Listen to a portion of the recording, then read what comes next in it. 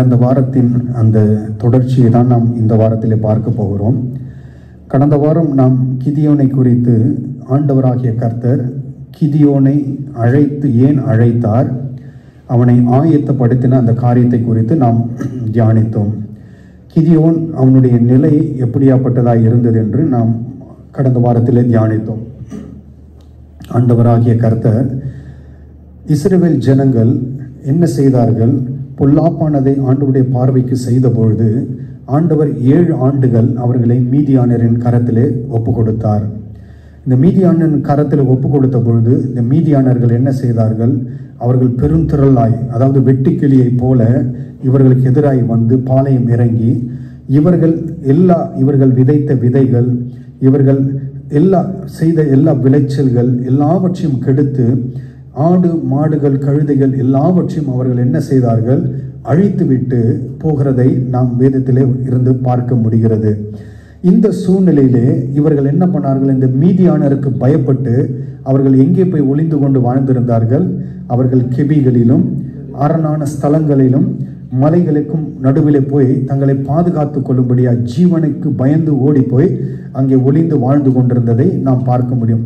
இந்த காலகட்டத்திலே இந்த இவ்வளவு ஜனங்கள் மத்தியில் ஒரே ஒரு மனிதன் மாத்திரம் என்ன செய்து கொண்டிருந்தான், அவன் ஆலயத்திற்கு மத்தியிலே, ஆலயத்தின் பக்கத்திலே என்ன செய்து கொண்டிருந்தான், அவன் கோதுமையை இஸ்ரவேலின் ஜனங்களுக்கு, அதாவது மீதியானரின் கைக்கு விலக்கி அவன் என்ன செய்து கொண்டான், போரடித்து கொண்டிருந்தான் என்று நாம் வேதத்திலே பார்க்கிறோம், வாசித்தோம். அதை 10வது வசனத்தை வாசிங்க.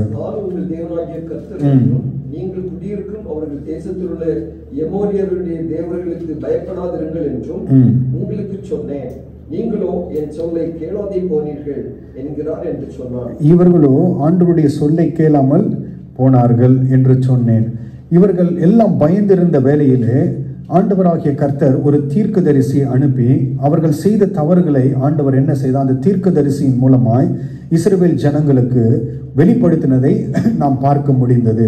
இதன் மத்தியிலே தான் ஆண்டவராகிய கர்த்தர் யாரை பார்த்து வந்தார், இந்த ஒரே ஒரு மனிதன் அவன் மீதியானரின் கையில் இருந்து அந்த கோதுமைகளை எல்லாம் என்ன செய்து கொண்டிருந்தான், அவன் தனித்து போரடித்து கொண்டிருந்தான் என்று பார்க்கிறோம். அவனை தேடி ஆண்டவராகிய இயேசு கிறிஸ்து வந்ததை நாம் பார்க்க முடிகிறது. அது 11வது வசனத்தில் நாம் வாசிக்க முடியும், வாசிக்க வேண்டாம். அதற்கப்புறம் ஆண்டவராகிய இயேசு கிறிஸ்து அவனுக்கு தரிசனமாகி அவனை பார்த்து சொல்வார், பராக்கிரமசாலியே, கர்த்தர் உன்னோடு கூட இருக்கிறார் என்று சொன்ன பொழுது அவனால் அதை அங்கீகரித்துக் கொள்ள முடியாது, ஏற்றுக்கொள்ள முடியாது. ஏனென்றால் அவர்களுடைய சூழ்நிலைகள் அப்படியாய் காணப்பட்டது. அவர்கள் அவன் கிதியோன் ஆண்டவரை பார்த்து கேட்பான், கர்த்தர் எங்களோடு இருந்தால் ஏன் இதெல்லாம் எங்களுக்கு சம்பவிக்கும், இப்படியெல்லாம் நடக்கக்கூடாது என்று அவன் ஒரு அவ்விசுவாசத்தோடு பேசுகிற சூழ்நிலையை நாம் அந்த இடத்துல பார்க்க முடிகிறது. அதற்கு பின்பதாக ஆண்டவர் மீண்டும் மீண்டும் அவனோடு பேசுகிறதை நாம் பார்க்க முடிகிறது. மீண்டும் அவனை பார்த்து ஆண்டவராகிய கர்த்தர் 14வது வசனத்திலே சொல்லுவார், உனக்கு இருக்கிற இந்த பலத்தோடு நீ போ, இஸ்ரவேலை மீதியானரின் கைக்கு நீங்களாகி ரட்சிப்பாய், உன்னை அனுப்புகிறவர் நான் அல்லவா என்று சொன்ன பொழுது அவன் அதையும் என்ன பண்ண மாட்டான், அதையும் அவன் அக்செப்ட் பண்ண மாட்டான். ஏன்னா அவன் சொல்வான், ஆண்டவரே, நான் இஸ்ரவேல் கோத்திரங்களிலே எங்களுடைய கோத்திரம் எப்படியாப்பட்ட கோத்திரம், சிறிய கோத்திரம், மனாசே கோத்திரத்தில் பிறந்தவன் இவன். எங்களுடைய கோத்திரம் மிகவும் சின்ன கோத்திரம். அந்த கோத்திரத்தில் என் குடும்பம் ரொம்ப சின்ன குடும்பம். அந்த குடும்பத்தில் நான் எப்படியாப்பட்டவன், நான் சின்ன பையன். என்ன போய் நீ இப்படி பார்த்து சொல்றீங்களே, இஸ்ரவேல் தேசத்தை போய் நீ ரட்சிப்பு. அவனால் எதையும் ஏற்றுக்கொள்ள முடியவில்லை, அங்கீகரிக்க முடியவில்லை. காரணம், சூழ்நிலை அப்படியாக இருந்த அந்த சூழ்நிலை அவனை அப்படியாக அவ்விசுவாசத்திற்குள்ளாய் தள்ளினதை நாம் பார்க்க முடிகிறது. ஆனாலும் ஆண்டவர் என்ன செய்யவில்லை, அவனை விட்ட பாடே இல்லை. அவன் எப்படியாகிலும் அவனை கொண்டு இஸ்ரவேலை ரட்சிக்க வேண்டும் என்பதே ஆண்டவருடைய விருப்பமாய் இருந்து ஆண்டவர் என்ன சொல்லுவார், அவனோடு பேசுவார். அவன் என்ன பண்ணுவான், மீண்டும் மீண்டும் பேசின பொழுது அவன் ஒரு கட்டத்திலே வந்த பொழுது அவன் என்ன செய்வான், ஆண்டவரே, நீர் சொல்லுகிறது ஆண்டவர் தானா என்று நான் சோதிக்கும்படியாய், நான் கொண்டு வருகிற காணிக்கைகளுக்கு ஏற்றுக்கொள்ளும்படியாய் நான் வரும் வரையில நீர் காத்திருக்க வேண்டும் என்று சொல்லி ஆண்டவரை அமர்த்தி விட்டு அவன் போய் கர்த்தருக்கென்று என்ன செய்வான், எல்லாவற்றையும் ஆயத்தப்படுத்தி பலிகளை ஆயத்தப்படுத்தி கொண்டு வருவான். மந்த பாத்திரத்திலே கர்த்தர் அதை அங்கீகரித்து தன்னுடைய கோலினால் தொட்ட பொழுது அந்த இடத்துல அக்கினி வந்து பட்சிக்கிறதை நாம் பார்க்க முடிகிறது. கர்த்தர் அதை ஏற்றுக்கொண்டார் என்பதற்கு அடையாளம் அது. இப்படியாய் செய்த பொழுது அப்பொழுது ஒரு விசுவாசம், கொஞ்சம் விசுவாசம் அவனுக்குள் வந்தது. என்ன சொன்னான் அவன்? அந்த இதை பார்த்த பின்பதாக 22வது வசனத்திலே நாம் வாசிக்கிறோம். அப்பொழுது கிதியோன் கர்த்தருடைய தூதன் என்று கண்டு, ஐயோ கர்த்தரான ஆண்டவரே, நான் கர்த்தருடைய தூதனை முகமுகமாய் கண்டேன் என்றான். உடனே அவனுக்கு ஒரு பயம் வருகிறது. ஏன் அப்படின்னா, ஆண்டவரை முகமுகமாய் பார்க்கிறவர்கள் கொல்லப்பட்டு போவார், கொன்று போடப்படுவார்கள். ஆதலால் அவன் பயப்பட்டு அப்படி சொன்ன உடனே ஆண்டவர் அவனை பார்த்து சொல்லுகிறார், ஆண்டவர் அவனை பார்த்து சொன்ன வார்த்தை, கர்த்தர் உனக்கு சமாதானம், பயப்படாதே, நீ சாவதில்லை என்று ஆண்டவர் அவனை திடப்படுத்துகிறதை பார்க்க முடியும். இதை செய்துவிட்டு அவனுக்கு முதலாவது ஆண்டவர் கிதியோனை அழைத்த அழைப்பு என்னவென்றால், இஸ்ரவேல் ஜனங்களை மீதியானரின் கையிலிருந்து ரட்சிக்க வேண்டும். இதுதான் அவருடைய டாஸ்க். ஆனா எடுத்தவண்ணே ஆண்டவர் என்ன செய்யவில்லை, பெரிய அந்த பொறுப்பை அவனுடைய கரத்தில் கொடுக்கவில்லை. முதலாவது அவனுக்கு ஒரு சின்ன ஒரு டெஸ்ட்டை வைக்கிறார், சின்ன ஒரு வேலையை கொடுக்கிறார். அந்த வேலையை அவன் எப்படி செய்கிறான் என்று பார்த்துவிட்டு அடுத்த நிலைக்கு அவனை உயர்த்துகிறதை நாம் பார்க்கும். அந்த முதல் டெஸ்ட் என்னவென்றால், அவனுடைய தகப்பன் குடும்பத்தாரும் தேசத்து ஜனங்களும் எந்த தெய்வத்தை வணங்கி கொண்டிருக்கிறார்கள் என்றால், அவர்கள் பாகாலை வணங்கி கொண்டிருக்கிறதை நாம் பார்க்க முடிகிறது. தேசத்தை சுற்றிலும் தேசத்திலும் பாகாலுக்கென்று பலிபீடத்தை போட்டு அதை வணங்கி இவனும் ஒருவேளை வணங்கி இருக்கலாம், நமக்கு தெரியாது. ஆனால் ஆண்டவராகிய கர்த்தர் முதல் வேலை என்ன கொடுக்கிறார் என்றால், அந்த பாகால்களின் மேடைகளை எல்லாம் நீ அழித்து போட வேண்டும் அப்படின்ட்டு முதல் டாஸ்கை கொடுக்கிறார். அது என்னவென்றால், அது எதை குறிக்கிறது என்றால், முதலாவது ஊழியத்தை ஆரம்பிக்கிற நாம், ஊழியத்தை செய்கிற நாம், முதலாவது நமக்குள் இருக்கிற நம்முடைய சொந்த கிரியைகளை நாம் அழிக்க வேண்டும். குடும்பத்திலே காணப்படுகிற கிரியைகளை முதலாவது நாம் மாற்ற வேண்டும். அங்கிருந்து தான் ஆண்டவர் அடுத்த நிலைக்கு கொண்டு செல்வார். அப்போ முதலாவது அவன் கொடுத்த அந்த காரியத்தை கிதியோன் சரியாய் செய்து முடித்தான். ஆண்டவருக்கு கீழ்ப்படிந்து பலிபீடத்தெல்லாம் அழிக்க வேண்டும் என்று சொன்ன பொழுது அவன் என்ன செய்தான்? அதற்கு கீழ்ப்படிந்து அப்படியே செய்து முடித்தான் என்று வேதத்திலே நாம் பார்க்க முடியும். இதுவரையிலும் நாம் கடந்த வாரத்திலே நாம் தியானித்தோம். இந்த காரியம் வரை நாம் கடந்த வாரத்திலே தியானித்தோம். அதன் தொடர்ச்சியாக இந்த நாளிலே நாம் பார்க்க போகிற காரியம் மீண்டும் நியாயாதிபதிகளின் புஸ்தகம் 6வது அதிகாரம். இப்பொழுது ஆண்டவர் அவனை ஊழியத்திற்குள்ளாய் எப்படி கொண்டு செல்லுகிறார், ஊழியத்தில் கொண்டு சென்று அவனை எப்படி நடத்துகிறார் என்பதை தான் இந்த நாளில் நாம் பார்த்து முடிக்க போகிறோம். வாசிப்போம். நியாயாதிபதிகள் 6வது அதிகாரம் 30வது வசனத்திலிருந்து நாம் வாசிக்கலாம். உன் மகனை வெளியே கொண்டு வா,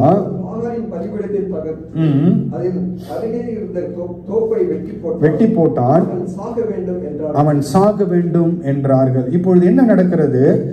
கிதியோன் எல்லா பலிபீடத்தையும் தகர்த்து போட்டான். தகர்த்து போட்டவனே இது அவன் எப்பொழுது செய்கிறான் என்றால், ராத்திரியில இந்த காரியத்தை செய்யறான். ஏன் அப்படின்னா, அவன் பயப்படுறான். அவன் ஒரு பயந்தாங்கொலி என்பதை இதன் மூலமா நாம் அறிந்து கொள்ள முடியும். அவன் பயந்து என்ன செய்கிறான்? அதாவது பட்டணத்து ஜனங்களுக்கு பயந்து ராத்திரியில இந்த காரியத்தை செய்கிறான். செய்து முடித்தவன காலையில ஜனங்கள் பார்க்கிறார்கள். அவர்கள் ஜனங்கள் பார்த்து ஒருவரை ஒருவர் கேட்கிறார், இது யார் செய்தது இந்த காரியத்தை, இந்த செயல் செய்தது யார் என்று கேட்ட பொழுது முடிவிலே தெரிய வருகிறது, அது கிதியோன் என்று தெரிய வருகிறது. உடனே என்ன பண்ணுகிறார்கள்? ஊர் மொத்தம் சேர்ந்து எங்க வருகிறது? கிதியோன் வீட்டுக்கு வருகிறார்கள். நாம் வாசித்த அந்த வசனம் அதுதான். அவர்கள் எல்லாம் யாரை? தகப்பனாகிய கிதியோனுடைய தகப்பனாகிய யோவாசின் இடத்துல வருகிறார்கள். அவரிடத்துல சொல்லுகிற காரியத்தை தான் நாம் பார்த்தோம். என்ன சொன்னாங்க? உன் மகனை வெளியில கொண்டு வா, அவனை நாம் கொண்டு போட வேண்டும். ஏன் அப்படின்னா, அவன் பாகாலின் பலிபீடத்தை தகர்த்து அதன் அருகே இருந்த தோப்பை வெட்டி போட்டான், அவன் சாக வேண்டும். அது அவர்களுடைய செயல். பாருங்க எப்படி இருக்கிறது. ஒரு விக்கிரகத்தை விக்கிரகம் மேடைகளை அவன் அகற்றி போட்டான். அதற்கு அவர்கள் கொடுக்கிற பதில் என்னவென்றால், அவனை கொன்று போட வேண்டும் என்று ஊரே சேர்ந்து வருது. வந்த உடனே இப்பொழுது என்ன நடக்கிறது? அவனுடைய தகப்பனார் பேசுகிறார். யோவாஸ் தனக்கு விரோதமாய் நிற்கிற அனைவரையும் பார்த்து, அவர் என்ன கேட்கிறார்? அவங்க தகப்பன் என்ன கேட்கிறார்? நீங்கள் நீங்களா பாகாலுக்காக வழக்காடுவீர்கள், நீங்களா அதை ரட்சிப்பீர்கள். பாருங்க, அவன் தகப்பன் சொல்றான், அதற்கு வழக்காடுகிறவன் இந்த காலையிலே அவன் சாக கடவன். அவன் தேவனானால் நிமிர்த்தது நிமித்தம் அது தானே தனக்காக வழக்காடட்டும். இப்ப யோவாசுக்கு கோபம் வருது. கோபம் வந்தோடனே அவர் என்ன சொல்கிறார்? அத்தனை திரளான ஜனங்களை, தேசத்து ஜனங்களை பார்த்து சொல்லுகிறார், நீங்கள் பாகாலுக்கு வழக்காடுவீர்களா? அது என்ன அர்த்தம்னா, அது ஒரு தெய்வம் என்றால் அது தனக்காக வழக்காடட்டும். அது பாகால் ஒரு தெய்வமானால் அது தனக்காக வழக்காடட்டும். தெய்வம் தனக்காக வழக்காடும். தெய்வத்திற்காக யார் வழக்காட முடியாது? மனிதர்கள் வழக்காட முடியாது. தெய்வத்திற்காக யார் வழக்காட முடியாது? மனிதர்கள் வழக்காட முடியாது. ஒரு தெய்வம் ஜீவனுள்ள தெய்வமாய் இருக்கும் என்றால் அதற்கு யார் துணை கிடையாது? யார் துணை தேவை கிடையாது? மனுஷ துணை தேவை கிடையாது. ஒரு தெய்வம் ஜீவனுள்ள தெய்வமாய் இருக்கும் என்றால் அதற்கு யார் துணை தேவைப்படாது? மனுஷ துணை தேவைப்படாது. தெய்வம் ஒரு மனிதனை பாதுகாக்க வேண்டுமா? தெய்வம் தான் ஒரு மனிதனை பாதுகாக்க வேண்டும். ஆனால் இங்கே என்ன நடக்கிறது? மனிதர்கள் தெய்வத்தை பாதுகாக்கும்படியாய் ஒரு கூட்டமாக கிதியோனுடைய வீட்டிற்கு வருகிறார்கள். அவனுடைய தகப்பனார் சொன்ன அந்த வார்த்தையை கேட்டவுடனே அவர்கள் என்ன செய்கிறார்கள்? வாயடைத்து போகிறார்கள். அவர் சொன்னார் பார்த்தீங்களா, அது தேவனானால் தன் பலிபீடத்தை தகர்த்த நிமித்தம் அது தானே தனக்காக வழக்காடட்டும். அதற்கு வழக்காடுகிறவன் இந்த காலையிலே சாக கடவன் என்று சொன்னவனே எல்லாரும் என்ன ஆயிட்டாங்க? சைலண்ட் ஆயிட்டாங்க. ஒன்றும் பேச்சே கிடையாது. எல்லாம் இப்பொழுது என்ன செய்தார்கள்? தாண்டி அமைதலாய் போய்விட்டார். இப்படி அவன் சொன்ன மாத்திரத்தில் ஜனங்கள் எல்லாம் கலைந்து போய்விட்டார்கள். இது நமக்கு என்ன கற்றுக் கொடுக்கிறது என்றால், ஒருவர் ஆண்டவருடைய ஊழியத்தை தொடங்கும் பொழுது, ஆண்டவருடைய ஊழியத்தை தொடங்கி ஆரம்பித்து முதலாவது நீங்கள் எதை, கிதியோன் முதலாவது எந்த காரியத்தை செய்தான்? தன்னுடைய குடும்பத்தில் இருக்கிறதை, தனக்குள் இருக்கிற கிரியை அவன் மாற்றின பொழுது எதிர்ப்பு எங்கிருந்து வருகிறது? இப்போ அவனுக்கு எதிர்ப்பு எங்கிருந்து வருது? இதுவரையிலும் அவர்கள் எதை அவர்கள் ஆராதித்துக் கொண்டிருந்தார்கள்? பாகாலை ஆராதித்துக் கொண்டிருந்தார்கள். இப்போ எதிர்ப்பு எங்கிருந்தா வரும்? அந்த பாகாலின் இடத்துல தான் வரும் நமக்கு. இப்ப பாருங்க, இவன் இவ்வளவு நாளா அந்த பாகாலை ஆராதித்துக் கொண்டிருந்தான், வழிபட்டு கொண்டிருந்தான். இந்த பாகாலை அழித்தது நிமித்தம் இவ்வளவு நாள் அந்த எந்த கட்டுக்குள்ளாய் இருந்தான் அவன்? பாகாலின் கட்டுக்குள்ளாய். நாமும் ஒரு கட்டுகளுக்குள்ளாய் இருந்தோம் ஒரு காலகட்டத்தில். அந்த கட்டுகளிலிருந்து ஆண்டவர் நம்மை விடுவித்த பொழுது விடுவிக்கப்பட்டோம். ஆனாலும் அது நம்மை தொடர்ந்து என்ன செய்ய, நம்ம பின்தொடர்ந்து வந்து கொண்டுதான் இருக்கும். அது எப்படியாகிலும் நம்மை கவிழ்த்து போட வேண்டும் என்று நம்மை பின்தொடர்ந்து வந்து கொண்டிருக்கும். ஆனாலும் ஆண்டவர் அதிலிருந்து நம்மை ஜெயித்து வர அவர் நமக்கு உதவி செய்வார். அல்லேலூயா. எப்பொழுதும் பாருங்க, நம்ம ஆண்டவருக்கென்று நிற்க வேண்டும் என்று தீர்மானிக்கும் பொழுது பிரச்சனைகள் வரும். என்ன வரும்? பிரச்சனைகள் வரும், போராட்டங்கள் வரும். ஆனாலும் அதை தாண்டி இவ்வளோ ஒரு பட்டணமே வருது, ஒரு மனிதன் பேசுகிறான். ஒரு மனிதன் பேசின உடனே பட்டணம் என்னமாகிறது? இப்போ அமைதலாயிட்டாங்க, சைலண்ட் ஆயிட்டாங்க. அது எப்படி என்றால், ஆண்டவர் அவங்களோடு இருந்து செய்கிற காரியம். ஆண்டவர் நம்மை ரட்சித்தார். நமக்கு எதிராக சத்ருவானவன் எத்தனை வழியில வந்தாலும் நீங்கள் அவனை பார்த்து பேசும் பொழுது அவன் என்ன செய்வான்? வாய் அடைத்து நிற்பான். அல்லேலூயா. ஆனால் நாம் எப்படி இருக்க வேண்டும்? ஆண்டவருக்குள் இருக்கும் பொழுது மாத்திரமே நாம் அதை செய்ய முடியும். இதை நாம் அடுத்த இதில் பார்க்கும் பொழுது 33வது வசனத்தை வாசிப்போம். மீதியானரோ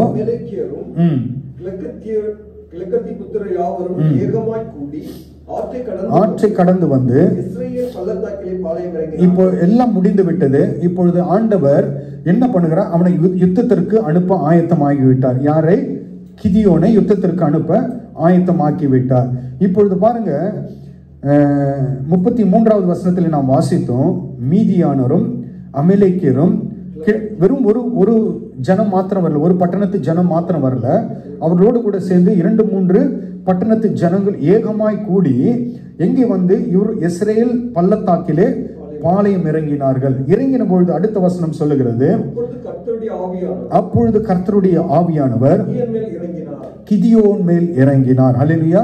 ஆண்டவர் நம்மை ஊழியத்திற்கு ஆயத்தப்படுத்தும் பொழுது, ஆண்டவர் நம்மை ஊழியத்திற்கு அழைக்கும் பொழுது, முதலாவது அவர் நமக்குள் செய்கிற காரியம் என்னவென்றால், நம்மை அபிஷேகிக்கிற ஆண்டவர். நம்மை அபிஷேகித்து விட்டுதான் அடுத்தது காரியங்களை செய்ய வைப்பார். அல்லேலூயா. முதலாவது நம்மை அபிஷேகம் பண்ணுவார். அபிஷேகம் செய்து விட்டுதான் ஆண்டவர் டாஸ்கை செய்ய தொடங்க செய்வார். இங்கு பார்க்கிறோம், கிதியோனின் மீது கர்த்தருடைய ஆவியானவர் இறங்கினார். இறங்கினவுடன் அவன் என்ன செய்தான்? அவன் எக்காலம் ஊதி கூப்பிட்டு தனக்கு பின் செல்லும்படி செய்து மனாசே நாடெங்கும் ஸ்தானாதிபதிகளை அனுப்பி அவர்களையும் கூப்பிட்டு தனக்கு பின் செல்லும்படி செய்து ஆட்களை அனுப்பினான். எதிர்கொண்டு வந்தார்கள். இப்ப என்ன நடக்கிறது என்றால், ஆண்டவர் ஆயத்தப்படுத்தி விட்டார் கிதியோனை அனுப்பும்படியாக. ஆவியானவர் அவனை அபிஷேகம் செய்து விட்டார். அபிஷேகம் செய்தவுடனே கிதியோன் ஒரு காரியத்தை இந்த இடத்துல செய்கிறதை நாம் பார்க்க முடிகிறது. என்ன பண்ணுகிறார்? எக்காலம் ஊதி அவர் தன்னுடைய கோத்திரத்திற்கு முதலாவது அழைப்பை கொடுக்கிறார். அவன் எந்த கோத்திரம்? அவன் மனாசே கோத்திரமா இருக்கிறபடினால் 35வது வசனத்தில் நாம் பார்க்கிறோம், மனாசை முதலாவது அவன் அழைக்கிறான். மனாசே கோத்திரத்தை அவன் முதலாவது அழைத்த பொழுது அவர்கள் மறுபேச்சு பேசாமல் வருகிறார்கள். என்ன செய்யாமல்? இவன் கூப்பிட்டான்ட்டு யாரும் எதிர்பேச்சு பேசல. கிதியோன் அவனை குறித்து என்ன சொன்னான்? நான் எப்படியாப்பட்டவன் ஆண்டவரே? மனாசையில நாங்க எப்படியாப்பட்டவங்க? சின்ன கோத்திரம். சின்ன கோத்திரத்துல நாங்க ஒரு சின்ன குடும்பம். அதுல நான் எப்படியாப்பட்டவன்? சின்ன பையன். நான் ஒரு சின்ன பையன் ஒரு கோத்திரத்தை அழைக்கிறான். கோத்திரம் மறுபேச்சு பேசாமல் வருகிறது. அல்லேலூயா. அது மாத்திரமல்ல, அவன் அடுத்த 3 கோத்திரத்தை சொல்லி அனுப்புகிறான். ஆசேர், செபுலோன், நப்தலி. இந்த 3 கோத்திரமும் அழைக்கும் பொழுது அந்த மனாசையோடு சேர்ந்து 4 கோத்திரங்கள் மொத்தம் யாருடைய பேச்சை கேட்டு வருகிறது? கிதியோனுடைய வார்த்தையை கேட்டு அப்படியே வருகிறார்கள். ஏன் அப்படின்னு பார்த்தீங்கன்னா, ஆவியானவருடைய செயல் அந்த இடத்துல காணப்படுகிறது. ஆவியானவர் பேசும் பொழுது, ஆவியானவர் சொல்லும் பொழுது அங்க என்ன கிடையாது? மறு பேச்சே கிடையாது. உடனே தேசங்கள் எல்லாம் அவனுக்கு சாதகமாக கிளம்பி வருகிறதை நாம் பார்க்க முடிகிறது. ஹல்லேலூயா. இந்த இடத்துல நாம் ஒன்றை நாம் அறிந்து கொள்ள வேண்டும். இந்த 34வது வசனத்தை வாசிப்போம் மீண்டும். கர்த்தருடைய ஆவியானவர் கிதியோன் மீது இறங்கினார். எக்காலம் ஊதி கூப்பிட்டு போதும் தனக்கு பின் செல்லும்படி செய்து. இந்த இடத்துல ஒன்றை நாம் அறிந்து கொள்ள வேண்டும். ஆண்டவர் நம்மை ஊழியத்திற்கு தகுதிப்படுத்தும் பொழுது முதலாவது நம்மை என்ன செய்கிறார்? அபிஷேகிக்கிறார். அபிஷேகம் செய்துவிட்டு ஆண்டவர் நம்மை அனுப்புகிறார். ஊழியத்திற்கு அனுப்பும் பொழுது ஆண்டவருக்கு தேவை என்ன தெரியுங்களா? அபிஷேகிக்கப்பட்ட ஊழியக்காரர்கள் தேவை. முதலாவது என்ன தேவை ஆண்டவருக்கு? ஒரு ஊழியம் செய்கிறவர்கள் அல்லது ஆண்டவருக்காக யுத்தம் பண்ண போகிறவர்கள் முதலாவது எப்படி இருக்க வேண்டும், குவாலிட்டி என்ன இருக்க வேண்டும் என்று கேட்பீர்களானால், அவர்கள் அபிஷேகம் பண்ணப்பட்ட தலைவர்களாய் இருக்க வேண்டும். அது எந்த ஊழியமா இருக்கட்டும், நீங்கள் எந்த ஊழியம் செய்தாலும் பரவாயில்ல, எப்படியாப்பட்ட காரியத்தோடு செய்ய வேண்டும் என்றால் ஆவியானவருடைய அபிஷேகம் நிறைந்தவர்களாய். அதுதான் ஆண்டவர் அவர்களை எடுத்து பயன்படுத்த முடியும். அப்போ ஆண்டவருக்கு இந்த நாட்களிலே தேவை எப்படியாப்பட்ட ஊழியக்காரர்கள் தேவை? அபிஷேகம் பண்ணப்பட்ட ஊழியக்காரர் அல்லது அபிஷேகம் பண்ணப்பட்ட தலைவர்கள் ஆண்டவருக்கு தேவை. எதற்காக? யுத்தத்திற்கு போக தேசத்து ஜனங்கள், நமக்கு முன்பதாக இருக்கிற அந்த திரளான ஜனங்களை சத்ருவின் கரத்தில் இருந்து மீட்கும்படியாக யார்தான் அதை செய்ய முடியும்? அபிஷேகம் பண்ணப்பட்டவர்கள் தான் அதை செய்ய முடியும். அல்லேலூயா. சாதாரணமாக ஒருவரால அதை செய்ய முடியாது. இப்படியாக ஆண்டவர் முதலாவது அவனை அபிஷேகித்த பொழுது கிதியோன் அழைப்பின்படியே, அந்த வாக்கின்படியே பட்டணத்து ஜனங்கள் எல்லாம், தேசத்தின் ஜனங்கள் இப்பொழுது கிளம்பி வந்ததை நாம் பார்க்க முடிகிறது. 37வது வசனத்தில் நாம் வாசிக்கிறோம். இப்பொழுது அவன் என்ன செய்கிறான்? ஆண்டவருக்கு ஒரு டெஸ்ட் வைக்கிறான். இவ்வளவு நேரம் ஆண்டவர் அவனோடு பல விதத்தில் பேசினார். ஆண்டவர் கிதியோனோடு பல விதத்தில் பேசினார். நேரடியாக அவனோடு பேசி ஆண்டவர் அதாவது கிதியோன் கொண்டு வந்த அந்த எல்லா காணிக்கையும் ஆண்டவர் அங்கீகரித்ததை பார்த்தும் இப்பொழுது அவனுக்கு என்ன தீரவில்லை, அந்த சந்தேகம் தீரவில்லை. இப்பொழுது என்ன பண்ணுகிறான், ஆண்டவர் அனுப்பும் முற்பட பொழுது, இப்போ வாசிங்க 37வது வசனம், இல்ல 36ல இருந்து வாசிங்க. அப்பொழுது கிதியோன் தேவனை நோக்கி, இப்ப பாருங்க அவங்க ஆண்டவருக்கு கொஸ்டின் வைக்கிறான், நீர் சொன்ன மாத்திரம் இஸ்ரவேலை ரட்சிக்க வேண்டுமானால் நான் மயிருள்ள ஒரு தோலை களத்திலே போடுகிறேன், பனி தோலின் மேல் மாத்திரம் பெய்து பூமியெல்லாம் காய்ந்திருந்தால் தேவரே சொன்னபடி இஸ்ரவேலை என் கையினால் ரட்சிப்பீர் என்று அதனால் அறிவேன் என்றான். இப்போ ஆண்டவருக்கு ஒரு டெஸ்ட் வைக்கிறான். ஏன்னா இவனுக்கு விசுவாசம் கிடையாது. யாருக்கு? கிதியோனுக்கு விசுவாசமே இல்லை. இதுவரையிலும் இவ்வளவு காரியங்களை கேட்ட பின்பதாகவும் பார்த்த பின்பதாகவும் அவனுக்கு என்ன வரவில்லை, விசுவாசம் வரல. இப்போ என்ன சொல்லுகிறான், ஒரு மயிர் உள்ள ஒரு தோலை களத்திலே போடுகிறேன், பனி தோலின் மேல் மாத்திரம் பெய்து பூமி எல்லாம் காய்ந்திருந்தால் என்ன, அப்பொழுது தேவரீர் சொன்னபடி இஸ்ரவேலை என் கையினால் ரட்சிப்பீர் என்று அதனால். இவன் என்ன ஆண்டவரிடத்துல கேட்கிறான்னா, ஆண்டவரிடத்துல அடையாளத்தை கேட்கிறான். ஆண்டவரிடத்துல என்ன கேட்கிறான், அடையாளத்தை கேட்கிறான். ஆண்டவர் இப்படி ஒரு அடையாளத்தை எனக்கு காமிச்சினா நான் என்ன செய்வேன், நான் நம்புவேன். அப்ப நான் நம்புவேன், நீங்க தான் ரட்சிக்க என்ன அனுப்புகிறேன்.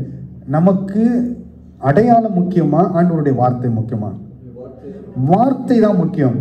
ஆண்டவர் அவனை பார்த்து நேரடியாகவே சொன்னார், உன்னை கொண்டு நான் இஸ்ரவேல் ஜனங்களை மீதியானரின் கையிலிருந்து ரட்சிப்பேன் என்று 3 முறை சொன்னார்.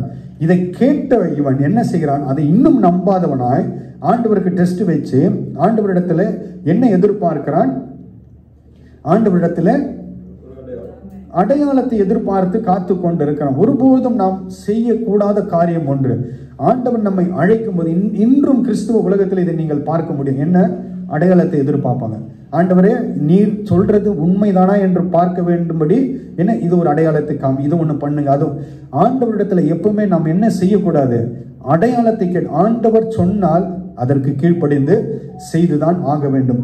இவன் சொன்னார், ஆண்டவர் சொன்ன பொழுது கிதியோன் அதை நம்பாதபடி ஆண்டவரிடத்துல கேட்கும் பொழுது ஆண்டவர் என்ன செய்கிறார், அப்படியே செய்கிறார். 38வது வசனத்தில் வாசிக்கிறோம், அப்படியே ஆயிற்று என்று வாசிக்கிறோம். எழுந்திருந்து தோலை கசக்கி நிறைய பிழிந்தான். அப்பொழுது கிதியோன் பாருங்க, ஒரு அடையாளத்தை கேட்டான், ஆண்டவர் செஞ்சிட்டாரு. இன்னும் அவனுக்கு என்ன வரல, விசுவாசம் வரல, நம்பிக்கை வரல. மீண்டும் ஆண்டவரை பார்த்து கேட்க, இன்னும் ஒரு தடவை நான் கேட்கிறேன் அப்படின்னா, இருப்பதாக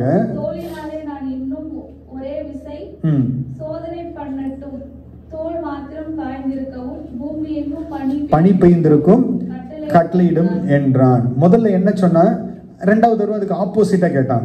முதல்ல சொன்னதற்கு 2வது தடவை ஆப்போசிட்டா சொன்னா, இவன் சொன்னதுக்கெல்லாம் கர்த்தர் தலையாட்டு உட்காந்துருந்தாரு.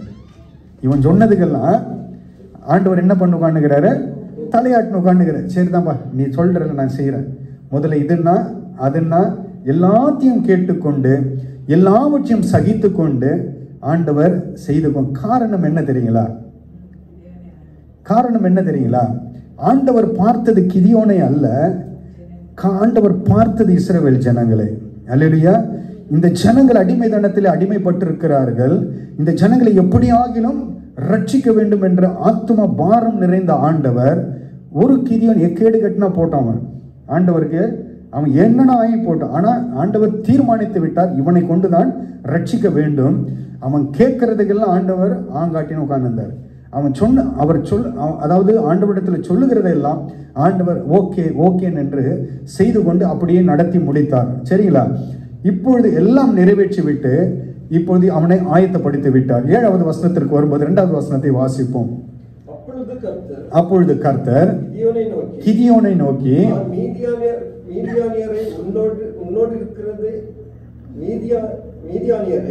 உன்னோடு இருக்கிற ஜனத்தின் கையில் ஒப்பு கொடுப்பதற்கு அவர்கள் மிகுதியா இருக்கிறார்கள்.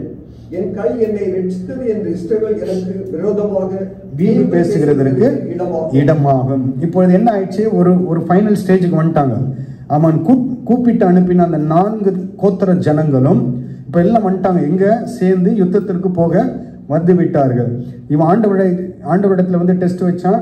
ஆண்டவரும் அதுக்கு கீழ்ப்படிந்து என்ன செய்தார்? இன்று நீங்க பாருங்க, அநேக ஊழியக்காரர்களை ஆண்டவர் இப்படிதான் வச்சிருக்கிறாரு. எந்த இதுல அவன் எல்லா அக்கிரமும் பண்ணிருப்பான், ஆனா ஆண்டவர் வைத்த ஒரே ஒரு நோக்கம் என்ன தெரியுங்களா? அந்த ஜனங்களை பார்த்து ஆண்டவர் ஊழியக்காரனை விட்டு வச்சிருக்கிறார். அல்லேலூயா. இதுதான் எனக்கு உண்மை. அது எவ்வளவோ பாவங்கள் நாம் பார்க்கிறோம், நமக்கே தெரியுது இது பாவம். ஆனால் ஆண்டவர் ஏன் அதை பொறுத்து கொண்டு சகித்து கொண்டிருக்கிறப்போ, கிதியோனை இவ்வளவு சகிக்கிற ஆண்டவர் ஏன் சகித்து கொண்டிருக்கிறார் என்றால், அவர் பார்க்கிறதெல்லாம் அந்த ஆத்துமாக்களை. அல்லேலூயா. அந்த ஆத்துமாக்களை பார்த்து ஆண்டவர் என்ன செய்கிறார்?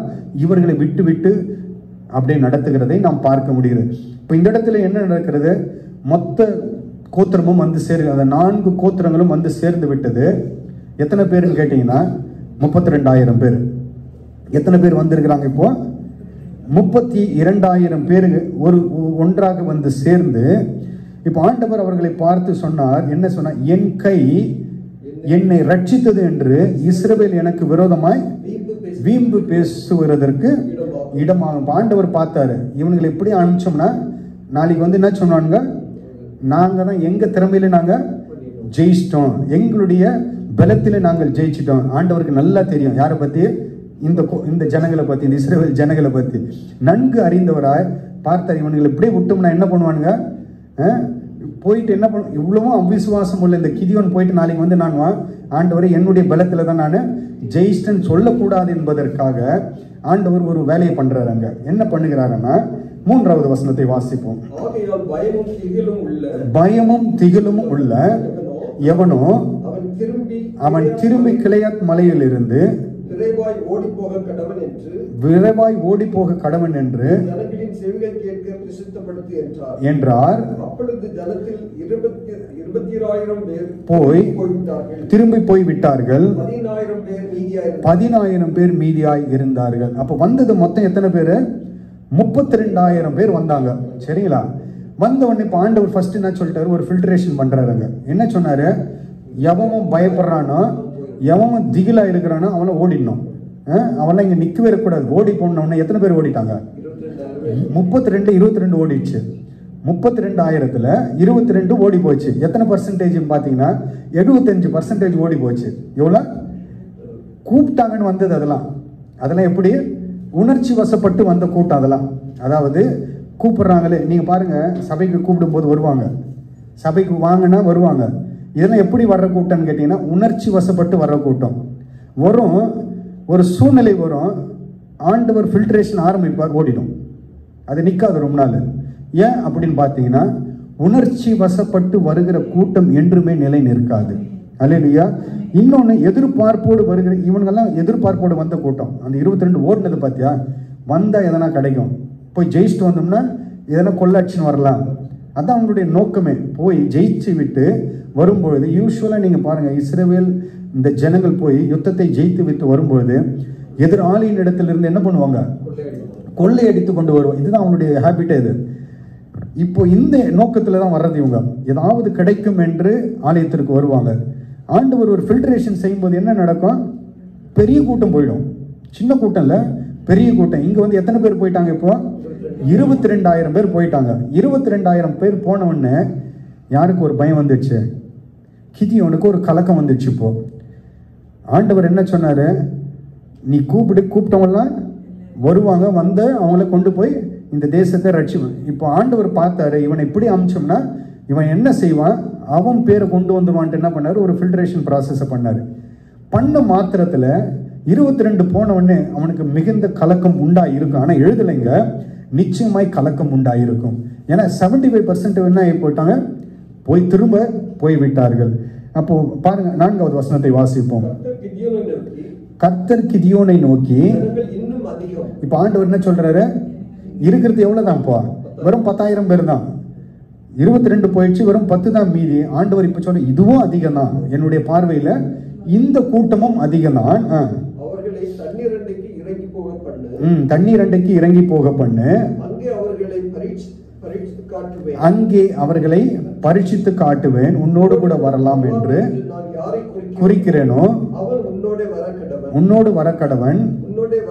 உன்னோட கூட வரலாகாது என்று நான் யாரை குறிக்கிறேனோ உன்னோட கூட வராதிருக்க கடவன் என்றார். இவ்வளவு நேரம் கிதியோன் யாருக்கு டெஸ்ட் வச்சிருந்தான்? ஆண்டவருக்கு டெஸ்ட். இப்ப ஆண்டவர் ஃபைனலா அவனுக்கு டெஸ்ட் வைக்க ஆரம்பிச்சிட்டாரு. பொறுத்து பார்த்த ஆண்டவர், நீ என்ன பண்ணிய, நான் உனக்கு அதை பண்ணுவேன் அப்படின்ட்டு என்ன பண்றாரு? இப்போ 10,000 பேரை வச்சு ஒரு டெஸ்ட் வைக்கிறாரு. 22 அனுப்பி விட்டு 10,000 வச்சு ஒரு டெஸ்ட் வைக்கிறாரு. என்ன அப்படின்னா, நீ என்ன பண்ணும்? கிதியோன் கிட்ட சொல்றாரு, இந்த ஜனங்களை பார்த்து சொல்லு, தண்ணீர் உள்ள அண்டைக்கு போய் அவர்கள் என்ன செய்ய வேண்டுமா? தண்ணீர் அண்டைக்கு இறங்கி போக பண்ணு. அங்கு நான் அவர்களை என்ன பண்ணுவேன்? டெஸ்ட் பண்ணுவேன். அவர்களை டெஸ்ட் பண்ணுவேன். டெஸ்ட் பண்ணுவோம் ஆண்டவர் சொல்லிவிட்டு 5வது வசனத்துல இறங்கி போக பண்ணினான். தண்ணீரை ஒரு நாய் நக்கும் பிரகாரமாக அதை தன் நாவினாலே நக்குகிறவன் எவனோ அவனை தனியையும், குடிக்கிறதுக்கு முழங்கால் ஊன்றி குனிகிறவன் எவனோ அவனை தனியையும் நிறுத்து என்றார். இப்ப ஆண்டவர் ஒரு கண்டிஷன் கொடுக்கிறாங்க. 2 கூட்டமா இவர்களை பிரிக்க வேண்டும். அந்த 10,000 எப்படி பிரிக்க வேண்டும்? 2ஆக பிரிக்க வேண்டும். ஆனா கிதியோன் பாருங்க, இந்த வெறும் 10,000 இருக்கும் பொழுது அவனுக்குள் நிச்சயமா என்ன வந்திருக்கும்? ஒரு பயமும் கலக்கமும் வந்திருக்கும். இந்த 10,000 வச்சு, ஏன்னா மீதியானரை குறித்து வசனம் என்ன சொல்லுகிறதுனா, வெட்டுக்கிளிகளை போல் அவர்கள் பாளையத்தில் இறங்கினார்கள். அதாவது அந்த பாளையம் முழுவதும் அவர்கள் மூடிக்கொண்டிருந்தார்கள். அதனுடைய அர்த்தம் என்னவென்றால், பாளையமே தெரியல, அவ்வளவாய் அவர்கள் ஜனங்கள் திரளாய் மூடிக்கொண்டிருந்தார்கள். அவருடைய ஒட்டகங்களுக்கு கணக்கில்லை என்று வசனம் சொல்லுகிறது. ஒட்டகங்களுக்கு கணக்கில்லாமல் அந்த இடம் முழுவதும் மூடிக்கொண்டிருக்கிறது. 10,000 பேரை வச்சு எப்படி இதை ஜெயிக்க முடியும்? ஒருவேளை கிதியோன் இப்படியும் யோசித்திருக்க கூடும். என்ன, 22 பேர் ஓடிட்டாங்க, இந்த 10,000 பேர் ஆண்டவர் எனக்கு கொடுப்பார், இந்த பலத்தை வைத்துக்கொண்டு, ஏன்னா ஆண்டவர் சொன்னார்ல, உனக்கு இருக்கிற இந்த பலத்தோடு போ அப்படின்னார் ஆண்டவர். சரிங்களா? இப்போ அவனுக்கு ஒரு மைண்ட்ல வந்திருக்கும், இந்த 10,000 பேர் இருக்கிற அந்த பலத்தோடு போய் நாம் என்ன செய்யலாம், எப்படியாவது யுத்தத்திலே ஜெயித்து விட்டு வரலாம் என்று யோசித்திருக்கக்கூடும். தேவ திட்டம் அது அல்ல. அவன் தன்னுடைய பலத்தை சார்ந்து யுத்தத்தை ஜெயிக்க கூடாது. அவன் விசுவாசத்தை சார்ந்து யுத்தத்தை ஜெயிக்க வேண்டும் என்பதுதான் ஆண்டவருடைய விருப்பம். ஆண்டவருடைய விருப்பம் என்னவென்றால், தன்னுடைய சுய பலத்தை நம்பி யுத்தம் செய்யக்கூடாது, விசுவாசத்தை நம்பி அவன் யுத்தம் செய்ய. இதுதான் ஆண்டவருடைய திட்டமாயிருக்கிறது. 10,000 பேரை தண்ணி அண்டைக்கு கொண்டு போயிட்டாங்க. என்ன சொன்னார்? ஒரு கூட்டத்தை, அதாவது அவர்களிடத்தில் இறங்க போக பண்ணி, அப்பொழுது கர்த்தர் கிதியோனை நோக்கி, தண்ணீரை ஒரு நாய் நக்கும் பிரகாரமாக அதை தன் நாவிலே நக்குகிறவன் எவனோ அவன் ஒரு கூட்டம், அவனை தனியா எடுக்கணும். இன்னொரு கூட்டம் என்ன, முழங்கால் ஊன்றி குனிகிறவன் எவனோ அவனை தனியே நிறுத்தும் என்றார். சரிங்களா? இப்போ எத்தனை பேர் நிக்கிறாங்க? 10,000 பேர் நிக்கிறாங்க அங்க. சரிங்களா? 10,000 பேர் நிற்கும் பொழுது ஆண்டவருடைய பார்வையில் இது எப்படி இருக்கிறது? பெரிய கூட்டமாக தான் ஆண்டவர் அதையும் பார்க்கிறார். இப்பொழுது ஆண்டவர் என்ன செய்கிறார்? அந்த கூட்டத்திலே யார் யாரெல்லாம் அதாவது எப்படி குடித்தார்கள்? அவர்கள் நாய் நக்கி குடித்த பிரகாரம் குடித்தவர்கள் 300 பேர். அவர்கள் எத்தனை பேரு? 300. அடுத்த வசனத்தை வாசி, உங்களுக்கு தெரியும். தங்கள் கையாலே அள்ளி தங்கள் வாய்க்கெடுத்து நக்கி கொண்டவர்களின் லக்கம் 300 பேர். இப்போ எத்தனை பேர்? அவங்க கையில தண்ணி எடுத்து நாய் குடிக்கிற மாதிரி நக்கி குடிச்சவங்க எத்தனை பேரு?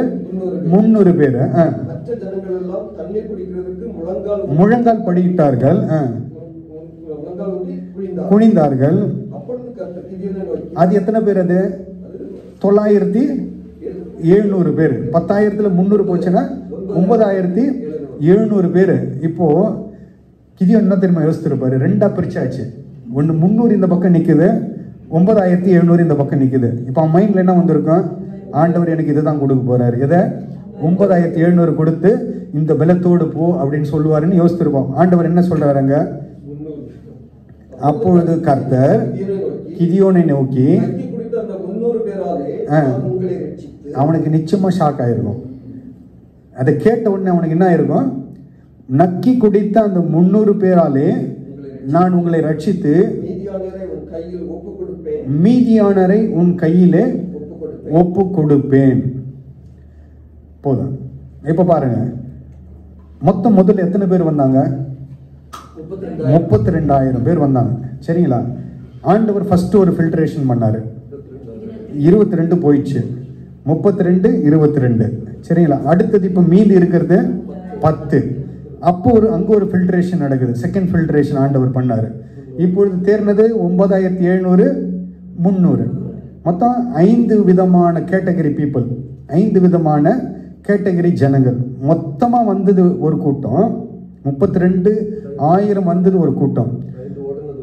அதாவது என்னன்னு கேட்டீங்கன்னா, ஆண்டவராகிய கர்த்தர் ஜனங்களை அழைக்கும் பொழுது, நீங்க பாருங்க, அவர் ஆண்டவராகிய கர்த்தர் பூமியில ஊழியம் செய்த பொழுது 3.5 ஆண்டுகள் ஊழியம் செய்தார்.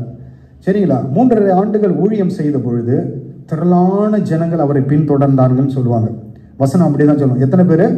திரளான ஜனங்கள், எண்ணிக்கை கிடையாது, திரளான ஜனங்கள் ஆண்டவரை பின்னோக்கி வந்து. இது எத்தனை? அந்த 32ல இது திரளான ஜனங்கள் எப்படி வந்தாங்க? ஆண்டவரோடு கூட வந்தாங்க. இப்போ ஒரு சூழ்நிலை வந்தது, அதுல இருந்து எத்தனை பேர் பின்வாங்கி போனாங்க? 22 பின்வாங்கி போயிடுச்சு. அது எங்க போய்விட்டது, எங்க போச்சுன்னு தெரியாது, போய்விட்டது. ஆதாயத்தை எதிர்பார்த்து வந்தவர்கள், அவர்கள் ஆண்டவரிடத்துல ஏதாகிலும் கிடைக்கும் என்று எதிர்பார்த்து வந்தவர்கள், கிடைக்கவில்லை என்பதனால் ஏமாற்றம் அடைந்து திரும்பி போய்விட்டார்கள். இப்ப மீதம் இருக்கிறது எத்தனை? 10,000. சரிங்களா? இந்த 10,000 ஆண்டவர் அப்படி பின்தொடர்ந்து வருது. பின்தொடர்ந்து வந்த பொழுது மீண்டும் ஒரு ஃபில்ட்ரேஷன் வந்தது. அந்த ஃபில்ட்ரேஷன்ல என்ன நடக்கிறது? மீண்டும் ஒரு கூட்டம் பிரிந்து போகிறது. 9,700. அதுல யாரெல்லாம் கூட போயிட்டாங்க? சீஷர்களும், அதாவது 2ஆம் நிலை சீஷர்களும் அநேகர் என்ன செய்தாங்க? ஆண்டவரை விட்டு தூர போயிட்டாங்க. என்ன சொன்னாங்க? இந்த வசனம் எப்படி இருக்குது? கடினமா இருக்குது, இதை போய் யார் பின்பற்றுவோம்? இதெல்லாம் எங்களுக்கு வேலைக்கு ஆகாது. நாங்க வந்த நோக்கமே வேற, நாங்க எதையோ எதிர்பார்த்து வந்த, நீ போய் இதை போய் எங்களை ஃபாலோ பண்ணுச்சு, இதெல்லாம் எங்களுக்கு வேற வேலை கிடையாது அப்படின்ட்டு என்ன பண்ணாங்க? 2வது ஒரு 9,700 போச்சு. லாஸ்ட் ஆண்டவருக்கு மீந்தது எத்தனை தெரியுங்களா? 120. இல்ல, ஆண்டவருக்கு மீந்தது, லாஸ்ட் ஆண்டவருக்கு மீந்தது எத்தனை? 120 தான் மீந்தது. சரிங்களா? இதுதான் வருகையில நடக்க போறது. இதுதான் வருகையில நடக்கும். திரளான ஜனங்கள், அழைக்கப்பட்டவர்கள் அநேகர், எவ்வளோ? சிலர் மாத்திரமே. சூழ்நிலைகள் வரும், ஆண்டவர் விட்டு பிரிந்து போவாங்க. ஆண்டவர் டெஸ்ட் வைப்பார், ஃபில்ட்ரேஷன் பண்ணுவார். நம்ம நினைக்கலாம், சபைக்கு வந்தாங்களே, ஒரு காலகட்டம் வரல இருந்தாங்களே, எங்க போனாங்க, ஏன் கூப்பிட்டு வரல? நீங்க நன்கு ஆராய்ந்து பாருங்க, உண்மையான அன்பில் அவர்கள் வந்திருக்க மாட்டாங்க. உண்மையான அன்பு இருந்திருக்காது, ஏதோ எதிர்பார்த்து வந்திருப்பாங்க. உனக்கு உண்மையான அன்பு இருந்துச்சுன்னா நீ காரணத்தை காட்டி வீட்டில் இருக்க மாட்டேன். காரணம் எல்லாரும் சொல்ல முடியும், காரணம் எல்லாரும் சொல்லலாம். காரணம் ஏன் சொல்லி கொண்டு இருக்கிறனா, உன்னிடத்துல என்ன கிடையாது? தேவ அன்பு கிடையாது. தேவ அன்பு என்ன சொல்லுகிறது? அன்பு எல்லாவற்றையும் தாங்கும். நீ எதிர்பார்த்து, நீ உண்மையான அன்பில வரவில்லை, நீ ஏதோ எதிர்பார்த்து வந்தால் அது கிடைக்கவில்லை என்பதனால் ஏமாற்றம், பின்வாங்கி போய்விட்டாய். காரணம் பல காரணங்கள், இது அது அது ஏதோ இருக்கட்டுமே, காரணங்கள் எதுவாய் இருப்பினும் உனக்கு ஆண்டவர் பிரதானம் என்றால், ஆண்டவர் முக்கியம் என்றால், எப்படி ஆகிலும் நாம் என்ன செய்வோம்? அவருடைய சமூகத்திற்கு ஓடி வருவோம். அல்லேலூயா. சபையின் நிலையம் இதுதான்.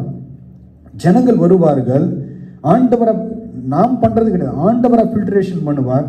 ஒரு சூழ்நிலையில பின்வாங்கி போவார்கள். மீண்டும் இருக்கிற இலக்கை வைத்து ஆண்டவர் மீண்டும் ஒரு ஃபில்ட்ரேஷனை கொண்டு வருவார். அதில் ஒரு கூட்டம் போகும். மீந்து இருக்கிறது சிறு கூட்டம் தான். ஆண்டவருக்கு ரட்சிப்பதற்கு பெரிய கூட்டம் தேவை கிடையாது.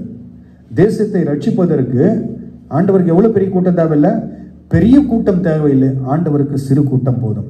அல்லேலூயா. ஆனால் இந்த இடத்துல நாம் பார்க்கிறோம், இவ்வளவு பேர் வந்தாங்க, ஏதோ ஒரு எதிர்பார்ப்போடு வந்தாங்க, எல்லாம் ஏமாற்றமான பொழுது எல்லாம் பின்வாங்கி போய்விட்டார்கள். இந்த இடத்துல மீதி இருப்பவர்கள் எத்தனை பேரு? வெறும் 300 பேர். இப்ப ஆண்டவர் என்ன சொல்லுகிறார்? கிதியோனை பார்த்து,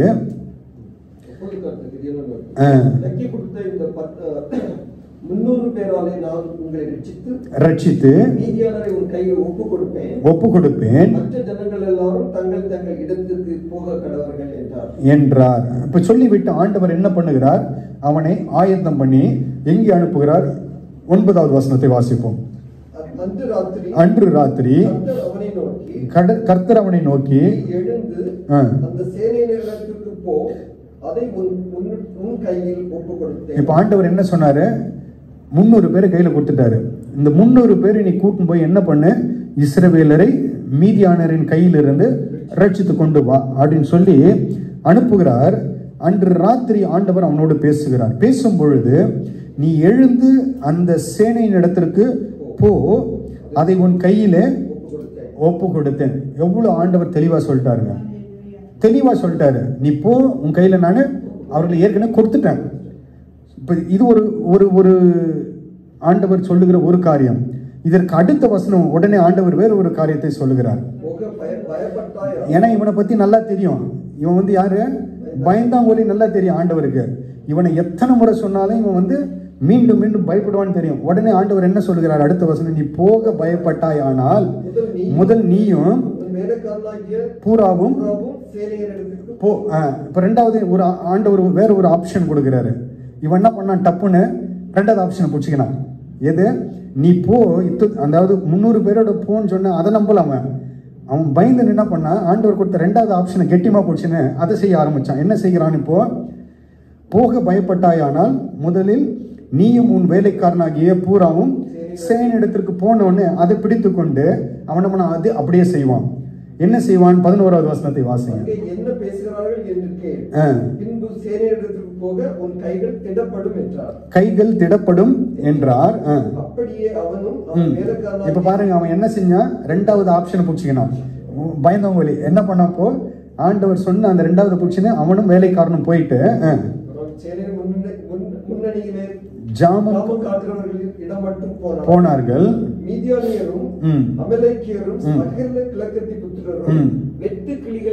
இப்ப எப்படி வந்திருக்கிறாங்க பாருங்க. அவங்க வெட்டி கிளைகளை போல பள்ளத்தாக்கிலே படுத்து கிடந்தார்கள். கணக்கில்லை. அப்ப பாருங்க, அப்ப பட்டணத்தையும் தேசத்தையும் அது என்ன பண்ணிருக்குது? மூடி வச்சிருக்குது. போறதுக்கு இடமே கிடையாது இவங்களுக்கு. ஆண்டவர் எத்தனை பேர் தான் அனுப்பிச்சாரு? வெறும் 300 பேர். அதுதான் இவனுக்கு பயம். போ, இவ்வளோ பெரிய ஜனங்க, இவ்வளோ பெரிய கூட்டம், எப்படி ஆண்டவர் இந்த 300 பேரை வச்சு நான் சமாளிக்க முடியும் அவங்கள? அவனுக்கு ஆண்டவர் மீது நம்பிக்கை வரவில்லை, விசுவாசம் வரவில்லை. இப்பொழுது ஆண்டவர் சொன்ன, அவங்க இத்தனை பேரை நான் கையில கொடுத்துட்டேன், அப்பயும் அவனுக்கு என்ன வரல? அந்த நம்பிக்கையே வரல, ஆண்டவர் மீது விசுவாசமே வரல. இப்பொழுது ஆண்டவர் சொன்ன மாதிரி இரண்டாவது காரியத்தை போய் பார்த்த பொழுது அங்கு ஒரு சம்பவம் நடக்கிறது. என்னவென்றால், 2 பேர் ஒரு சொப்பனத்தை குறித்து பேசிக் கொண்டிருக்கிறார்கள். பேசிக் கொண்டிருக்கும் போது என்ன சொல்கிறார்? இதோ ஒரு சொப்பனத்தை கண்டேன். 13வது வசனம். சுற்றிருந்த ஒரு வார்கோதுமை அப்பம் மீதியானரின் பாளையத்திற்கு உருண்டு வந்தது. அது கூடாரம் மட்டும் வந்த பொழுது அதை விழத்தள்ளி கவிழ்த்து போட்டது.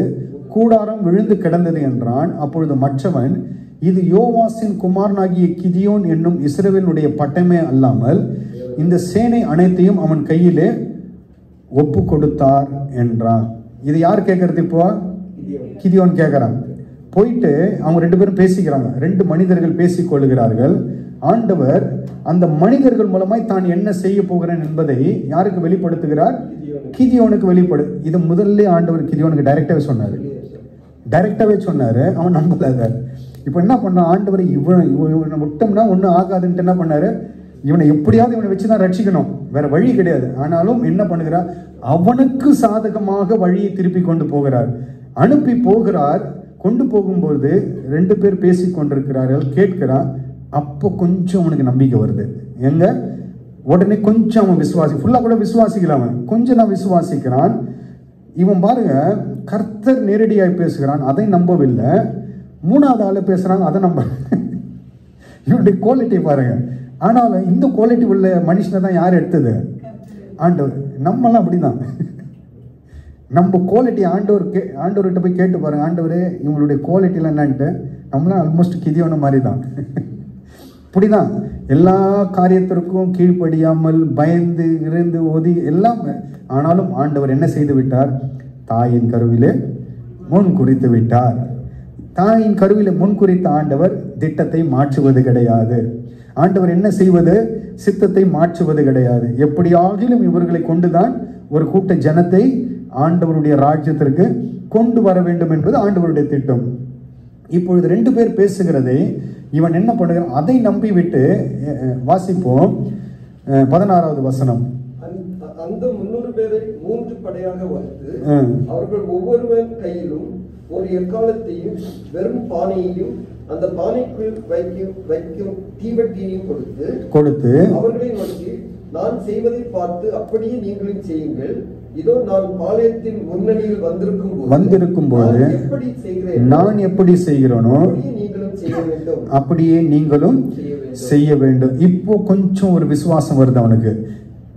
ஆண்டவர் நேரா சொன்னபோது கேட்கல, போய் அங்கு பார்க்கும்போது அவர்கள் 2 பேரும் அந்த சொப்பனத்தை பேசி கொண்டிருக்கிறதை கேட்டு நம்பி என்ன பண்ணுகிறான்? வேகமா வந்து இப்போ என்ன பண்ணுகிறான்? அந்த 300 பேரை கிளப்பி கொண்டு ஒவ்வொரு, அதாவது 3 பிரிவாய் பிரித்து, அதாவது ஒரு கூட்டத்தில் 100 பேராக 3 பிரிவாக பிரித்து என்ன செய்கிறார்? 3 காரியங்களை அவர் கையிலே கொடுக்கிறார். என்னவென்றால், ஒரு எக்காலம், ஒருவர் கை, எல்லார் கையிலும் ஒரு எக்காலம், வெறுமையான பானையும், 3வது அந்த பானைக்குள் என்ன இருக்கிறது?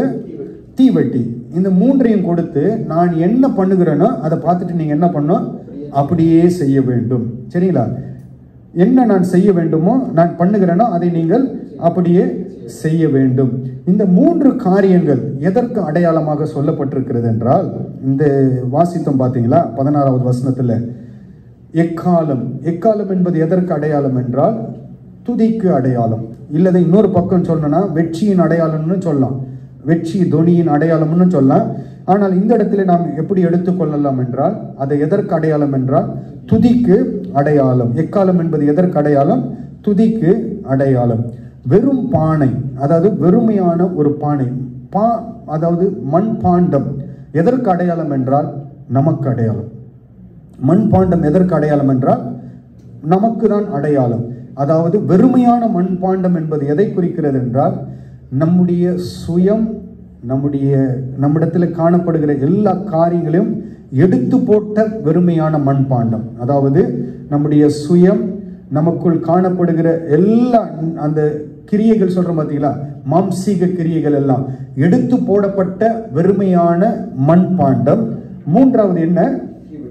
அதற்குள் இருக்கிற தீவெட்டி, அந்த வெறுமையான பாத்திரத்திற்குள் இருக்கிற தீவெட்டி. தீவெட்டி எதற்கு அடையாளம்? ஆவியானவருக்கு அடையாளம். தீவெட்டி விளக்கு வந்து எதற்கு அடையாளம் என்றால் ஆவியானவருக்கு அடையாளமாக சொல்லப்படுகிறது. அப்ப இந்த 3ஐயும் கொண்டு போய் என்ன செய்ய வேண்டும்? யுத்தம் செய்ய வேண்டும்.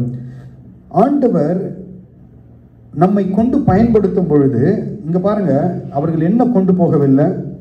ஈட்டியை கொண்டு போல, கேடயத்தை கொண்டு போல, கத்தியை கொண்டு போல, வாளை கொண்டு போல. அவர்கள் கொண்டு போனதெல்லாம் என்ன? எக்காலமும் வெறுமையான பாத்திரமும் தீவெட்டியும். ஆண்டவர் ஒரு காரியத்தை செய்யும் பொழுது ஆண்டவர் இப்படிதான் செய்வார்.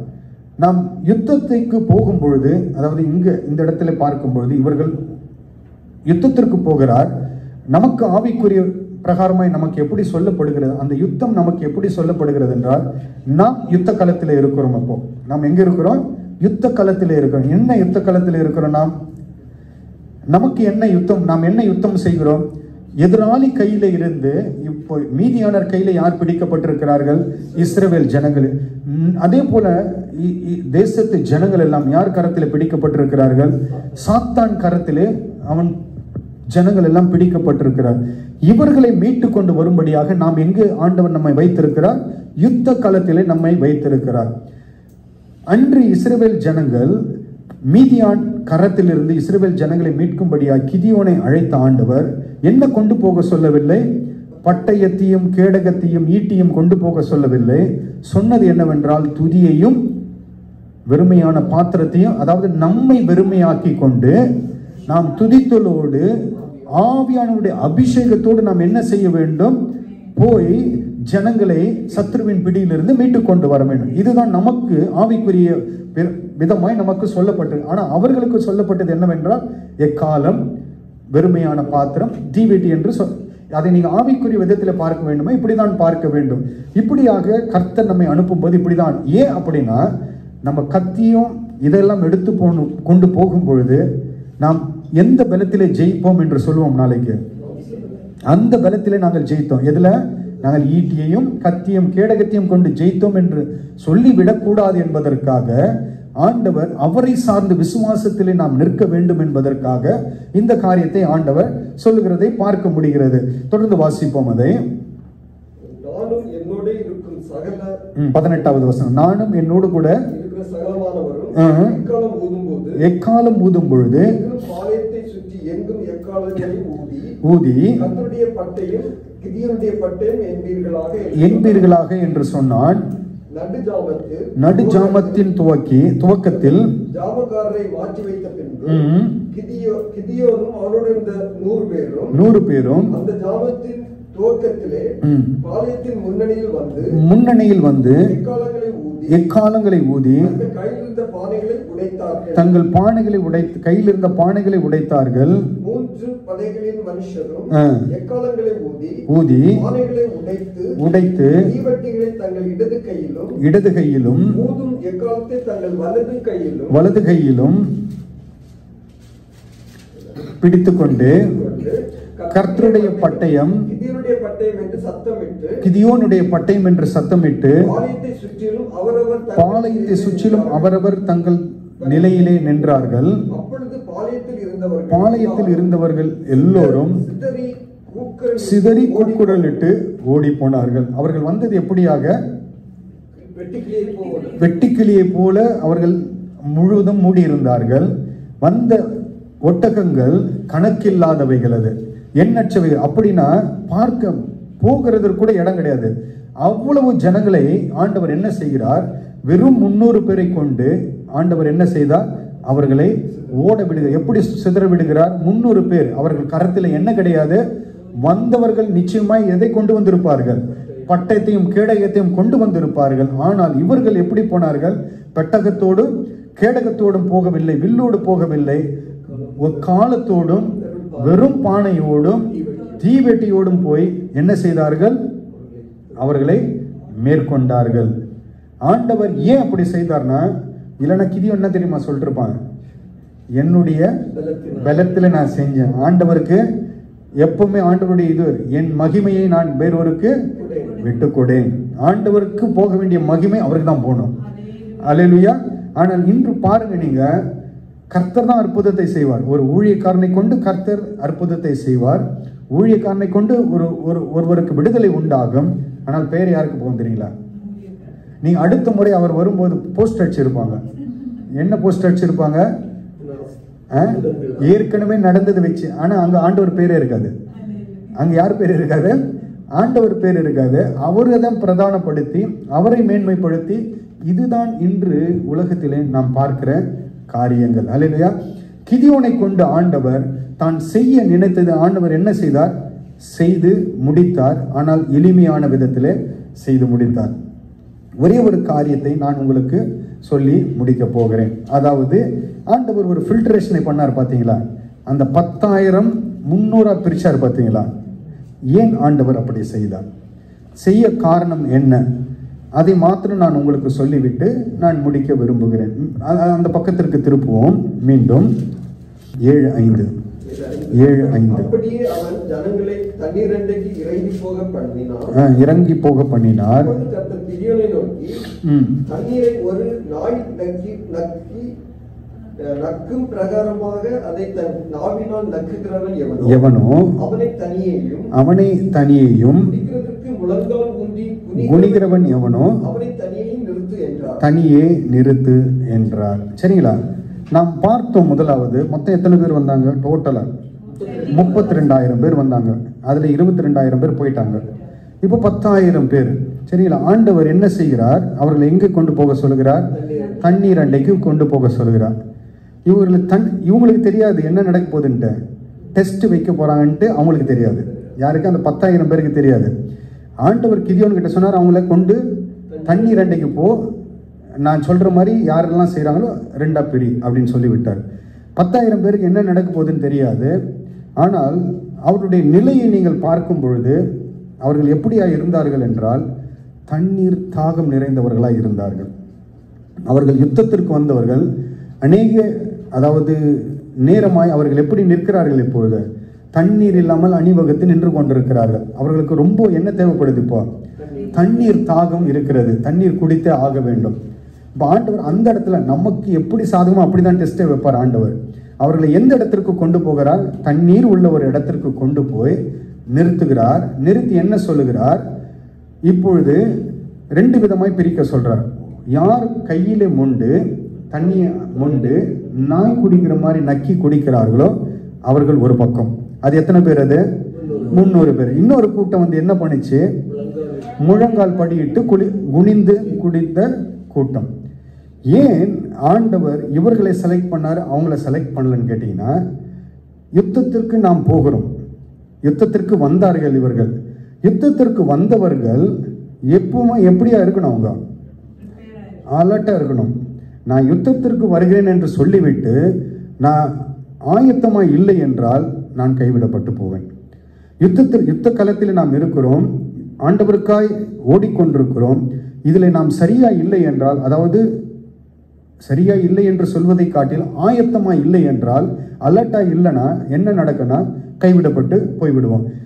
இங்கு பாருங்க, யுத்தத்திற்காக வந்தவர்கள் 10,000 பேர் நிற்கிறார்கள். தண்ணி குடினவனை இந்த 300 பேர் என்ன பண்ணா, அந்த தண்ணியின் தாகத்தின் மத்தியிலும் அவன் ரொம்ப அலர்ட்டா இருந்தான். கையில முண்டு இப்படிதான் குடிக்கிறான். எதிராளியும் பார்த்து கொண்டிருக்கிறான். எதிராளி வந்தாங்கன்னா அவனை அடிப்பதற்காக அவன் என்ன செய்து கொண்டிருக்கிறான், அதையும் கவனிக்கிறான், தண்ணீரையும் 2 வேலையும் சரியாய் செய்கிறான். இந்த 9700 என்ன பண்ணுச்சு? தண்ணியை பார்த்தவன ஓடி போய் என்ன பண்ணுச்சு? பின்னாடி திரும்பிச்சு. இப்படி திரும்பின முதுக பின்னாடி காட்டின உட்காந்துருது. இப்போ எதிராளி வந்தானா என்ன பண்ணுவான்? 9700 அவுட்டு. ஆண்டவருக்கு தெரியும் இதெல்லாம் தேராத கேஸ்ன்ட்டு. இதெல்லாம் உருப்படாததுன்னு தெரியும். தண்ணியை பார்த்தவொடனே அவர்கள் என்ன செய்து விட்டார்கள்? தாகமாய் இருந்தாலும் அவர்கள் என்ன செய்திருக்க கூடாது? முக்கியத்துவம் எதற்கு கொடுத்திருக்கணும்? யுத்தத்திற்கு தான் முக்கியத்துவம். ஏன்னா வந்த நோக்கம் அதுதானே. அழைக்கப்பட்ட நோக்கம் எதற்காக நாம் அழைக்கப்பட்டோம்? ஆண்டவருடைய ராஜ்யத்திற்காக அழைக்கப்பட்டோம். ஆண்டவருடைய ராஜ்யத்திற்காக அழைக்கப்பட்ட நாம் எப்பொழுதும் எப்படிதான் இருக்க வேண்டும்? ஆயத்தமாய் அலர்ட்டா இருக்கணும். எப்போ வேணாலும் ஆண்டவர் வருவார். ஆண்டவர் எப்போ வேணாலும் வருவார். ஏன்னா நாம் இருக்கிறது என்ன? யுத்த களத்திலே இருக்கிறோம். கொஞ்சம் இல்லை இப்படி அப்படின்னு இருந்தோம் என்றால் ஆண்டவர் என்ன செய்து விடுவார்? நம்மையும் புறக்கணித்து விடுவார். நம்மையும் என்ன செய்து விடுவார்? ரிஜெக்ட் செய்து விடுவார். யுத்த களத்தில் இருந்தவர்கள் தண்ணீரை பார்த்தவுடனே, தாகமா இருக்கிறது என்று கண்டவுடனே என்ன செய்தார்கள்? விழுந்தடித்து குடிக்க போனார்கள். ஆண்டவர் பிரித்து விட்டார், அவர்களை வடிகட்டி விட்டார். வெறும் 300 பேர் ஆயத்தமாய், அதாவது எதிராளியும் பார்த்து கொண்டு ஆயத்தமாய் நிற்கிற அந்த 300 பேரை ஆண்டவர் என்ன செய்தார்? பிரித்தெடுத்து நிறுத்தினார். ஆண்டவருக்கு தேவை எவ்வளோ? 32,000 அல்ல, 10,000 அல்ல, வெறும் 300 தான். சரியில்ல? இப்போ ஒரு கேள்வி, நம்ம எந்த எண்ணிக்கையில் இருக்கிறோம்? 32 இல்லையா? ஓடி போன 22 இல்லையா? 10,000-ஆ? 9,700-ஆ? இல்லை 300-ஆ? ஆண்டவருக்கு தேவை எது? 300 தான். இதிலே யார் இருக்கிறார்களோ, அப்ப அதுல யார் இருப்பாங்க தெரியுங்களா? அந்த 300ல இருக்கிறவங்களுடைய குவாலிட்டி என்ன தெரியுங்களா? 300ல இருக்கிறவன் கர்த்தரை எப்பொழுதும் துதிப்பான். 300ல இருக்கிறவன் கர்த்தரை எப்பொழுதும் துதிப்பான், கர்த்தரை எப்பொழுதும் ஆராதிப்பான். அந்த 300ல இருக்கிறவன் தன்னுடைய சுயத்தை கர்த்தருக்கென்று அர்ப்பணிப்பான். எனக்கு எது முக்கியம் கிடையாது, மற்றதெல்லாம் முக்கியம் இல்லை, கர்த்தர் முக்கியம். அந்த 300 பேர்ல இருக்கிற குவாலிட்டி அதுதான். அவன் எப்பொழுதும் ஆண்டவரை துதிக்கிறவனாய் இருப்பான், முன்னுரிமை கர்த்தருக்கென்றே கொடுப்பான், அபிஷேகம் நிறைந்தவனாய் காணப்படுவான். எப்படியாப்பட்டவனாய் இருப்பான்? அபிஷேகம் நிறைந்தவனாய் காணப்படுவான். இந்த குவாலிட்டியில யார் இருக்கிறார்களோ அவர்களை தான் ஆண்டவர் எங்க கொண்டு போவாரு? பரலோக ராஜ்யத்திலே கொண்டு போய் சேர்ப்பார். அல்லேலூயா. இவர்களை கொண்டுதான் ஆண்டவர் என்ன செய்வார்? சாத்தான் கரத்திலிருந்து ஜனங்களை விடுதலை ஆக்குவார். அல்லேலூயா. உங்களுக்கு இந்த பாக்கியத்தை ஆண்டவர் இந்த நாளில் கொடுத்திருக்கிறார். இந்த வார்த்தையை கேட்கும்படியாக கர்த்தர் உங்களுக்கு கொடுத்திருக்கிறார். அல்லேலூயா. 300ல நீங்க ஒருவராய் இருக்கிறீங்க. உங்களை கொண்டு செய்வார் ஆண்டவர். ஆண்டவருக்கு பெரிய கூட்டம்லாம் தேவைப்படாது. ஆண்டவருக்கு சிறிய கூட்டம் தான் வேணும். உங்களை கொண்டு ஆண்டவர் பெரிய காரியங்களை செய்ய போகிறார். அல்லேலூயா. விசுவாசிக்கிறீங்களா? நிச்சயமாய் செய்வார். அல்லேலூயா. ஒருவேளை நீங்கள் முன்பு கிதியோனை மாதிரி இருந்திருக்கலாம். எப்படி? அவ்விசுவாசமாய் இருந்திருக்க கூடும், நம்பிக்கை இல்லாதவர்களாய் இருந்திருக்க கூடும். என்னை கொண்ட ஆண்டவரே நீர் செய்ய போகிறீர் என்று யோசித்திருக்க கூடும்.